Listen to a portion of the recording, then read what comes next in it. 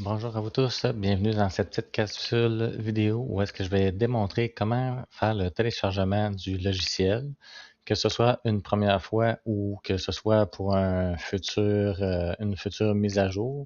Le procédé reste toujours le même.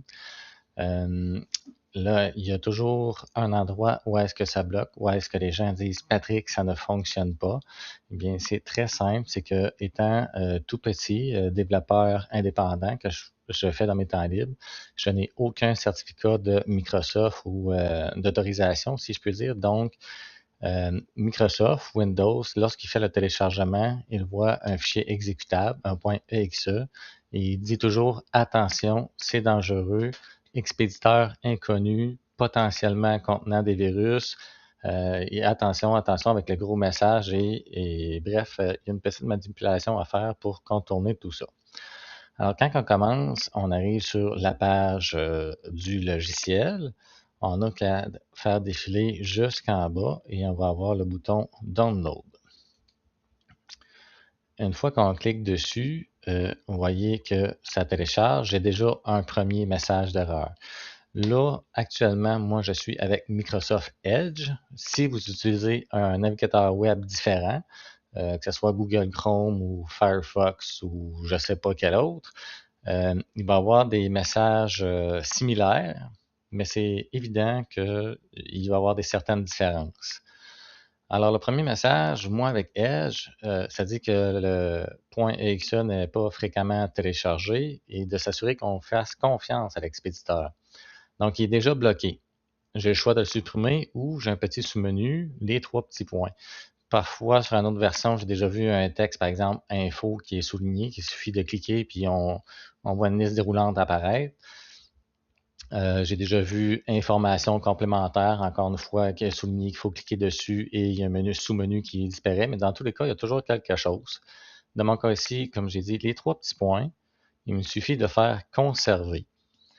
Et à ce moment-là, j'ai un deuxième message d'avertissement qui me dit Microsoft Defender n'a pas pu vérifier si ce fichier est sécuritaire. C'est normal, il ne le connaît pas, je ne suis pas certifié Microsoft.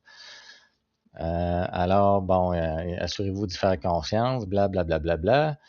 Il me suffit, moi, de mon cas, encore une fois, la flèche. J'ai un menu déroulant qui apparaît, conserver quand même.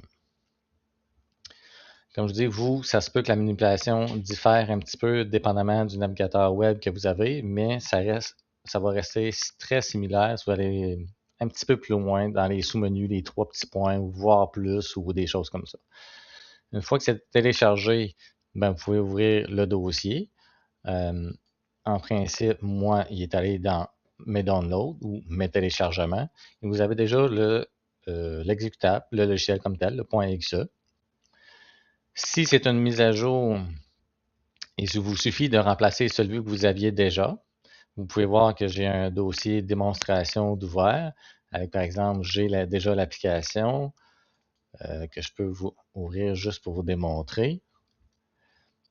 Est fonctionnel, j'ai déjà une liste client, par exemple, dedans. Ici, c'était une mise à jour, ben, le fichier que je viens juste de downloader, il me suffit de remplacer le nouveau.